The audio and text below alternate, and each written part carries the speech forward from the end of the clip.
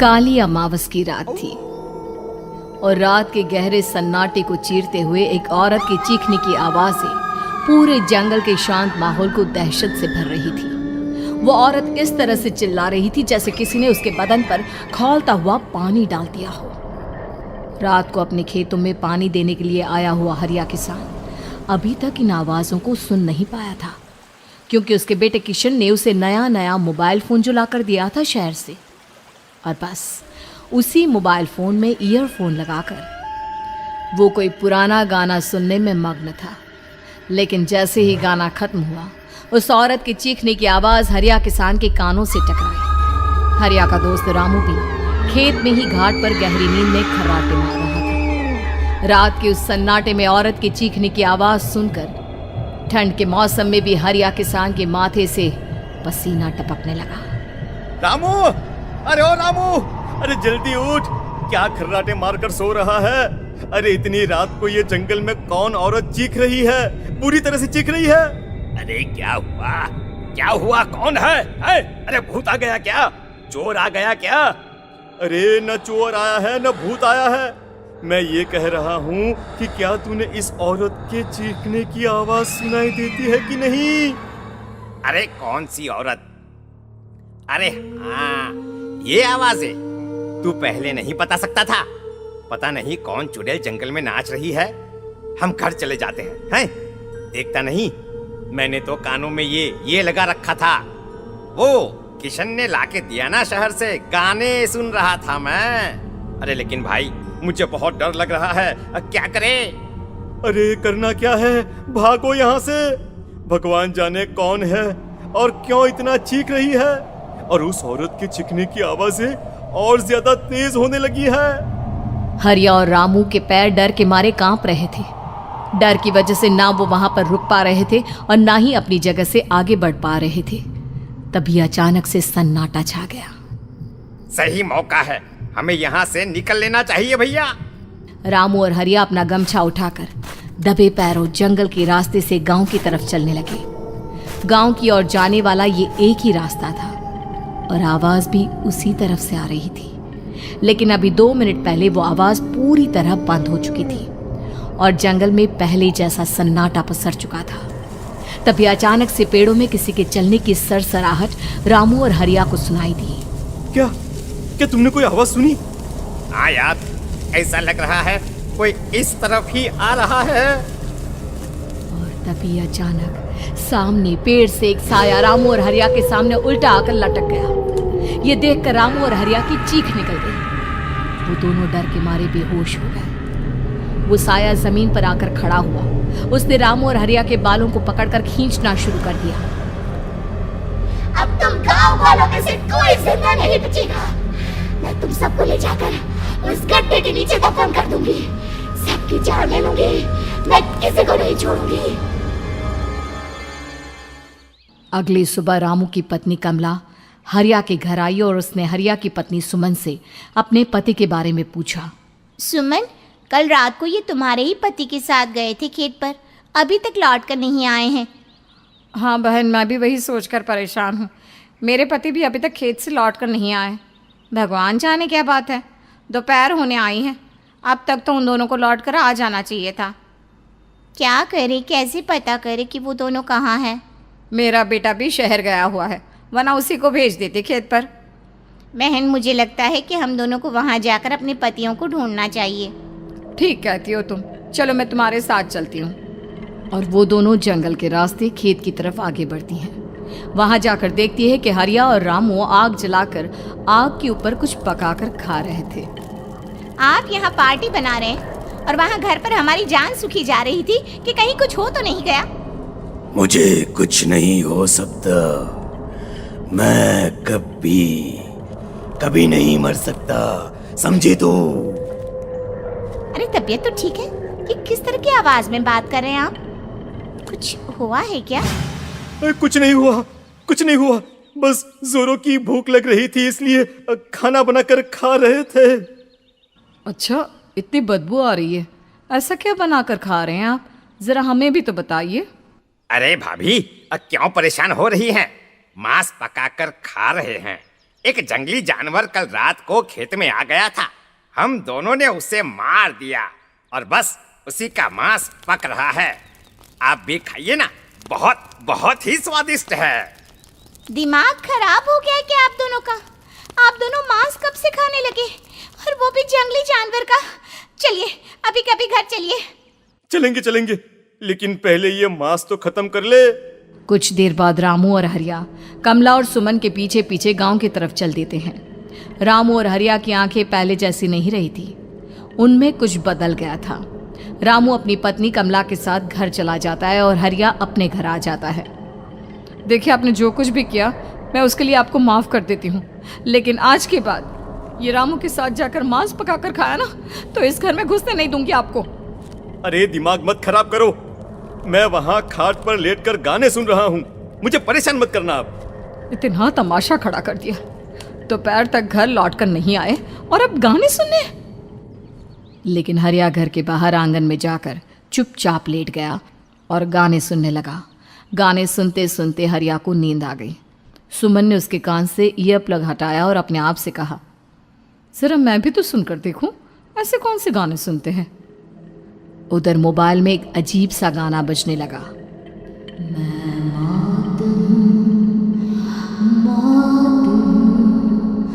मौत जो पसरी है चारों, जो आएगी कहीं से निगल जाएगी सबको। मैं मात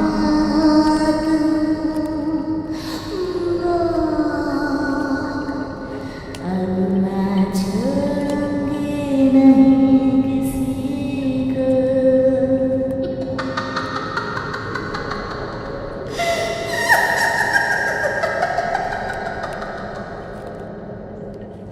सुमन ने घबराकर मोबाइल फोन दूर रख दिया।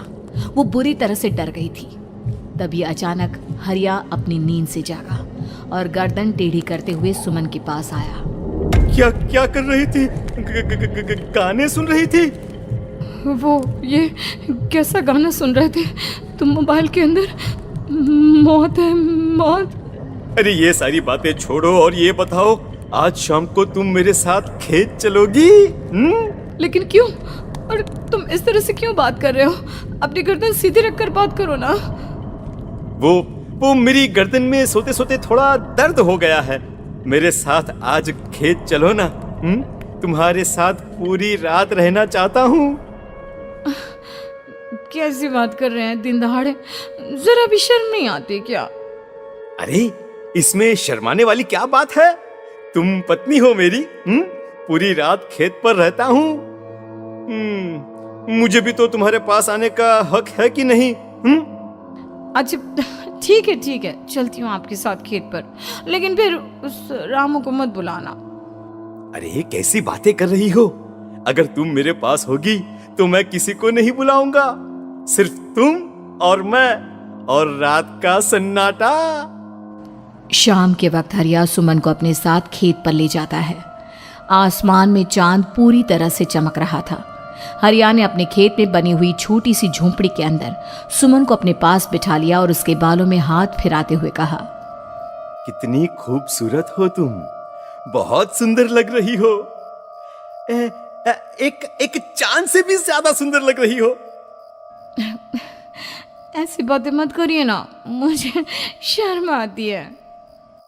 अपनी आंखें खोलकर जरा मेरी तरफ तो देखो। अरे देखो तो सही। सुमन ने शर्माते हुए जैसे ही अपनी आंखें खोली, उसके होश उड़ गए। हरिया के बड़े बड़े दांत निकल आए थे और वो पूरी तरह से एक जानवर की तरह नजर आ रहा था। कौन हो तुम मेरे पति नहीं हो। कौन हो तुम? मुझे जाने दो। लेकिन हरिया ने सुमन के हाथ को कसकर पकड़ लिया। उसके नुकीले नाखूनों की वजह से सुमन के हाथ से खून बहने लगा था। बहुत दर्द हो रहा है, मुझे जाने दो।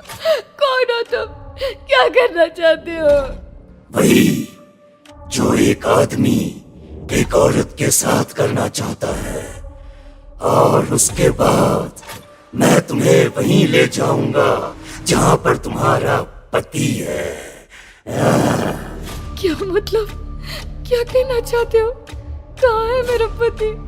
जंगल के बीचों बीच उबलते हुए पानी के तालाब में वही है तुम्हारा पति।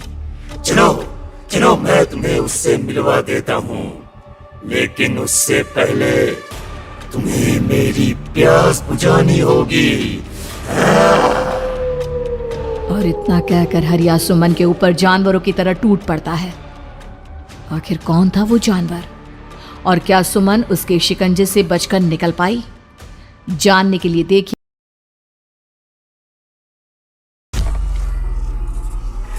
और उसके बाद वो जंगल एक बार फिर से सुमन की चीखों से गूंज उठा। लेकिन आज की रात सुमन की चीखों को सुनने वाला वहां पर कोई भी नहीं था। अगर वहां पर कोई मौजूद था तो बस हरिया, जो कि अब एक भेड़िए में बदल चुका था। सुमन के बालों को पकड़कर घसीटते हुए वो जंगल के बीचों बीच एक जगह पर ले जा रहा था। अगली सुबह गांव में। अरे भाई, पता नहीं क्या बात है, अपने गांव का हरिया किसान और उसकी पत्नी सुमन दोनों गायब हैं। दोनों का कोई अता पता नहीं। अरे कैसी बातें कर रहे हो भाई, ये कब हुआ हैं? अरे पूरे गांव में खबर फैली पड़ी है। कल रात को दोनों खेत की तरफ जा रहे थे, लेकिन लौटकर आए ही नहीं। तो हो सकता है अपने खेत पर होंगे। पूरा गांव ढूंढ कर आया है भाई। जानते हो क्या मिला वहां पर? क्या हुआ भाई, क्या मिला? बताओ हमें, क्या मिला? अरे हरिया की पत्नी सुमन के कपड़े पड़े हुए थे।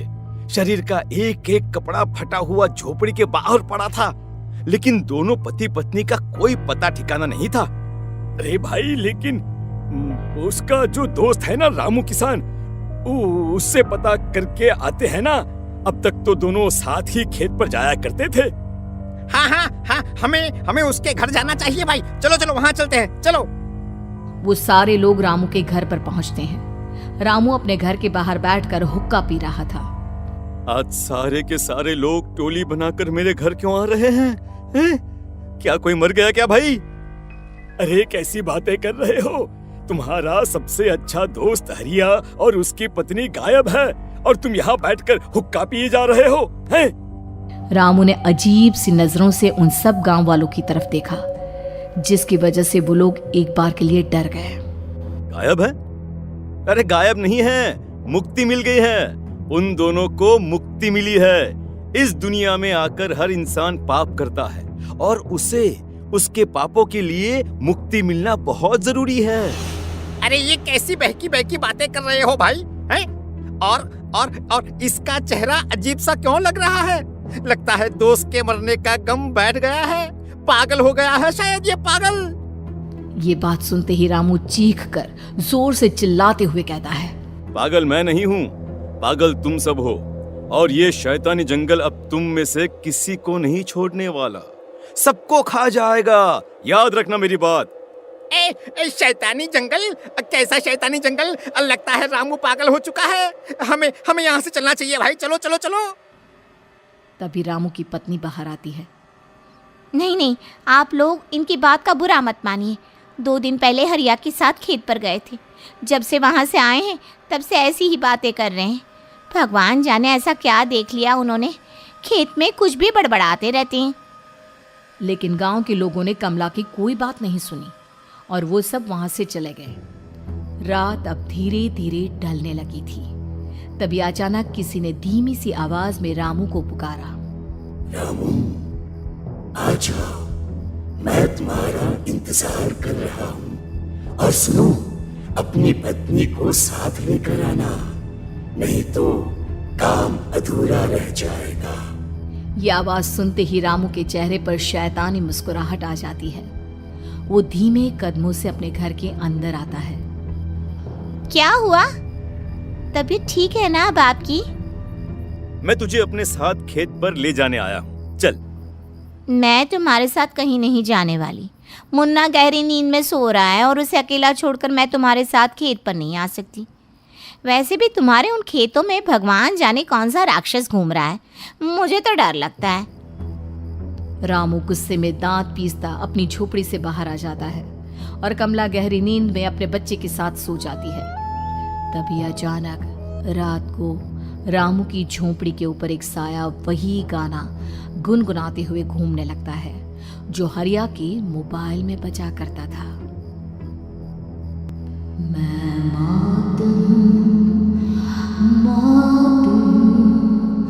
मौत जो पसरी है चारों ओर, जो आएगी कहीं से भी निगल जाएगी सबको। मैं मौत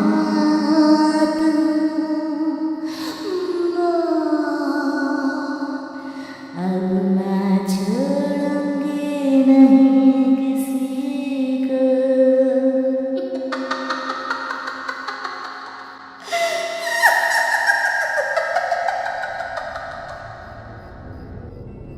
ये आवाज सुनकर रामू की पत्नी कमला की आंख खुलती है और वो देखती है कि उसका मुन्ना अपनी जगह से गायब था। कमला चीखते हुए बाहर दौड़ कर आती है। वहां पर उसने देखा कि रामू ने अपने बच्चे को झोपड़ी के बाहर एक पेड़ से उल्टा लटकाया हुआ था और उसका बच्चा चीख चीख कर रो रहा था। वहीं दूसरी तरफ एक साया बच्चे के ठीक नीचे आग जलाकर उसके चारों तरफ हैवानों की तरफ नाच रहा था। छोड़ दो मेरे बच्चे को। अरे क्या कर रहे हो तुम? शर्म नहीं आती तुम्हें अपने ही बच्चे को इस तरह मौत के हवाले करते हुए? अपना बच्चा? किसने कहा ये मेरा बच्चा है? अरे ये तो उस रामू की औलाद है, इस गांव के किसान रामू की, और मेरी दुश्मनी इस गांव के हर इंसान के साथ है। क्या कैसी बात कर रहे हो तुम? और ये औरत कौन है? ये मेरे बच्चे को खा जाएगी।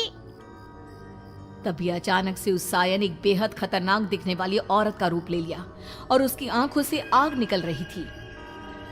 सही पहचाना तूने। मैं तेरे बच्चे को खा जाऊंगी। अगर तू अपनी इस हैवान पति रामू के साथ जंगल नहीं आई तो मैं तेरे बच्चे को खा जाऊंगी। लेकिन क्यों? आखिर क्या चाहती हो तुम मुझसे? मुझे जंगल क्यों ले जाना चाहती हो? औरत बुरी तरह से ठहाके मार मार कर जोर जोर से हंसने लगी और साथ में रामू भी। ये तो तुझे वहाँ चलने के बाद ही पता चलेगा ना। अगर तू नहीं आई तो थोड़ी देर में तेरा ये बच्चा आग में जलकर मर जाएगा। चल जल्दी। नहीं नहीं, मेरे बच्चे को छोड़ दो। तुम जहाँ कहोगे मैं तुम्हारे साथ चलने के लिए तैयार हूँ। और उसके बाद उस बच्चे को झोपड़ी में लिटाकर आगे आगे वो साया चल रहा था और उसके पीछे पीछे रामू अपनी पत्नी के बाल पकड़कर उसे घसीटते हुए जंगल की तरफ ले गया। जंगल में जाने के बाद, कितनी खूबसूरत हो तुम। आज की रात बस तुम और मैं एक दूसरे के साथ रहेंगे। मुझे तुमसे बहुत डर लग रहा है। तुम्हें क्या हो गया है? तुम तो बिल्कुल ठीक थे। वो होगा जो हमारे बीच होना चाहिए। तो आओ आओ अपने आप को मेरे हवाले कर दो। कमला ने डर की वजह से अपनी दोनों आंखें कसकर बंद कर ली थी। रामू ने बुरी तरह से चीख कर कमला से कहा, आंखें खोलो अपनी और मेरी तरफ देखो। कमला ने जैसे ही अपनी आंखें खोली उसने देखा कि रामू एक खतरनाक खूनी हैवान में बदल चुका था। कौन हो तुम? जाने दो मुझे। क्या चाहते हो मुझसे? वही जो एक आदमी एक औरत से चाहता है। मैं तुम्हारा पति रामू नहीं, बल्कि इस जंगल का एक भेड़िया हूँ, और आज की रात तुम्हारे खून से अपनी प्यास बुझा जाऊं। और उसके बाद वो जंगल कमला की दर्दनाक चीखों से गूंज उठा। अगली सुबह कमला के कपड़े भी जंगल में उसी तरह पाए गए जैसे कि सुमन के पाए गए थे। इस घटना के बाद पूरे गांव में दहशत का माहौल था। अपने माँ बाप की मौत और गांव में हो रहे इस तरह की घटनाओं की खबर सुनकर किशन शहर से गांव लौट आया था। अपने माँ बाप की बेदर्द मौत की वजह से वो बहुत परेशान था। तभी अचानक उसे अपने घर में खाट के नीचे पड़ा हुआ वो मोबाइल फोन मिला जो उसने अपने पापा हरिया को गिफ्ट किया था। अरे कितने प्यार से पापा के लिए मोबाइल फोन लेकर आया था। इसे एक दिन भी काम में नहीं ले पाए। और आखिर कौन है जो गांव में इस तरह की हत्याएं कर रहा है? क्या है इन सब के पीछे? क्या है? मुझे पता करना ही होगा, वरना एक दिन पूरा का पूरा गांव खाली हो जाएगा। इस गांव में एक भी जिंदा इंसान नहीं बचेगा। गांव के लोगों की मदद करने के इरादे से किशन अपने गांव से दूर एक दूसरे गांव में बहुत बड़े तांत्रिक के पास मिलने के लिए गया। तांत्रिक बाबा, अब आप ही कुछ उपाय बता सकते हैं। भगवान जाने हमारे गांव को किसकी नजर लग गई है। नजर नहीं लगी है, किसी ने तुम्हारे गांव को बद्दुआ दी है। किसी सताई हुई आत्मा का प्रकोप है और अब वो पूरे गांव में किसी को नहीं छोड़ेगी जब तक उसकी आत्मा को शांति नहीं मिल जाती। अरे अरे लेकिन ऐसा कौन है बाबा? किसकी आत्मा है और कैसे मिलेगी उसे शांति? मौत है, मौत कहीं से भी आएगी और सबको निगल जाएगी। इससे बचने का सिर्फ एक ही उपाय है, लेकिन उस उपाय को करना आसान नहीं होगा। जो भी उस उपाय को करने की कोशिश करेगा उसकी जान जा सकती है। भले ही मेरी जान चली जाए, लेकिन मैं अपने गांव के लोगों की जान बचाने की पूरी कोशिश करूंगा बाबा। तो ठीक है, फिर अगली अमावस की रात जैसा मैं कहता हूँ वैसा ही करना। अमावस की रात तांत्रिक के बताए अनुसार किशन अपने साथ केरोसिन लेकर जंगल की तरफ चल पड़ा। उसके हाथ में देवी के मंदिर का सिंदूर भी था।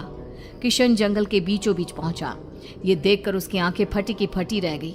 वहां एक उबलते पानी का तालाब था और कई लोगों की लाश लटक रही थी। किशन के माँ बाप की लाश भी वहीं थी। माँ, बापू, क्या हो गया? ये क्या हो गया? तभी वहां पर एक औरत और आदमी आते हैं। उन्हें देखकर किशन चौंक जाता है। गोपाल काका, आपकी तो 5 साल पहले मौत हो गई थी। और निर्मला काकी, आप? हाँ, मौत तो हो गई थी, लेकिन तुम ये नहीं जानते कि हमारी मौत कैसे हुई थी। क्या कहना चाहते हैं आप? कुछ नहीं, बस ये जान लो कि अब इस गांव में कोई जिंदा नहीं बचेगा। लेकिन क्यों काकी? क्योंकि 5 साल पहले इन गांव वालों ने मुझे डायन बताकर पत्थर मार मार के मार डाला। मेरी कोई गलती नहीं थी। गांव का एक बच्चा क्या लापता हुआ, सारा इल्जाम मेरी पत्नी पे डाल दिया। और जब मैंने निर्मला की जान बचाने की कोशिश की तो मुझे भी मार डाला। आपके साथ ये बहुत गलत हुआ काकी, लेकिन आप जो कर रहे हैं वो भी सही नहीं है ना? तुम यहाँ से चले जाओ वरना तुम भी नहीं बचोगे। हमारी आत्मा पिछले 5 साल से मुक्ति के लिए भटक रही है। चले जाओ यहाँ से। मौका देखकर किशन सिंदूर उन दोनों के ऊपर डाल देता है। उनका शरीर जलने लगता है और वो भयानक तरीके से चिल्लाने लगते हैं। अगले ही पल किशन उनके ऊपर केरोसिन डाल देता है और वो दोनों जल जाते हैं। किशन अपने माँ बाप और दूसरी लाशों का अंतिम संस्कार करवाता है और अपने घर लौट आता है। लेकिन वो अभी भी इस बात से अनजान है कि मोबाइल अभी